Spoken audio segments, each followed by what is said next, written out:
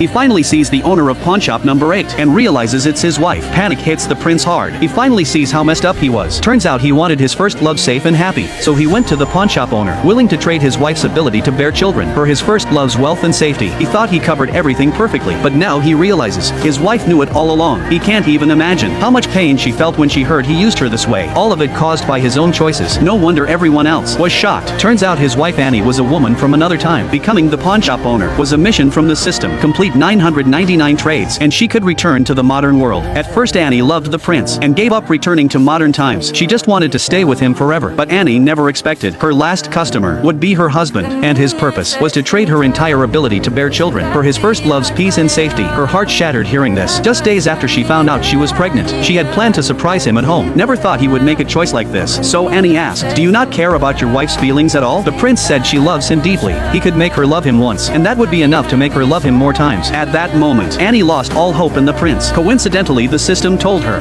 finish this last trade, and she could complete her pawnshop mission, open the time tunnel, and return to reality. So Annie agreed to the prince's request, letting him get what he wanted. But she couldn't help reminding him. Within 3 days, Annie warned him, if he changes his mind, the deal can be undone anytime. Once time's up, there's no turning back. The prince said firmly, he never regrets. Hearing that, Annie knew it was over. Their love had run its course. After the deal, back home that night, Annie felt her stomach burn with piercing pain. The stronger the trader's desire, the greater the price for the one who pays. Until this moment, Annie realized the prince's love for his first love ran this deep. While she endured the excruciating pain, the prince had gone home after seeing his first love. He naively thought Annie was clueless, so he acted normal, checking on her like always. If not for the pawnshop incident, Annie might have believed his loving act. Then his first love servant rushed over, saying she felt sick, crying for him to check on her. The prince's heart broke instantly. He left Annie without a word to care for his first love. Seeing this, Annie knew she lost again. Maybe from the start, she never should have hoped for his love. The next day, the first love strutted up to Annie, provoking her, claiming Annie might be the prince's wife, but he never loved her, only her. She said to Annie, "Be smart, don't make a fool of yourself, give up the princess title." Then Annie's dog suddenly barked furiously, trying to lunge and bite her. Coincidentally, the prince appeared in the garden. Seeing this, she pretended the dog bit her, falling to the ground, acting hurt. The prince was instantly heartbroken. He rushed to help his first love up, then ordered someone to kill the dog. Annie jumped in front, warning him he'd have to step over her to kill Max. Max was the dog she and the prince rescued together. The prince always treated him like a son, and now he was ready to kill Max for his first love. Seeing this, the prince ordered Max locked in the woodshed to starve a few days and learn a lesson. But the first love didn't stop scheming. The next day, she cooked Max into a soup, then went to Annie, forcibly shoved it into her mouth. Afterward, she taunted Annie, asking how the soup tasted, claiming she used Max's heart to make it for her. Annie's blood boiled. Hearing Max was cooked, she lost control, grabbing the first love by the neck, ready to fight to the death. Then the first love noticed the prince outside. To frame Annie, she slapped herself hard while holding Annie's hands, begging her not to hit. The prince saw this and scolded Annie without asking questions, saying the first love stayed up all night, making the soup for her, thinking only of Annie's well-being. Why would Annie hit her? Annie said, does he even know that soup was made from Max? The prince didn't care. Just a dog. What's the big deal? If she wants, he could get another exactly like him. Annie felt the insult deep. Now Max was just an unimportant dog in his eyes, just like herself in his heart. She was nothing. Heartbroken, Annie told the prince to leave. She didn't want to see him again. What the prince didn't know,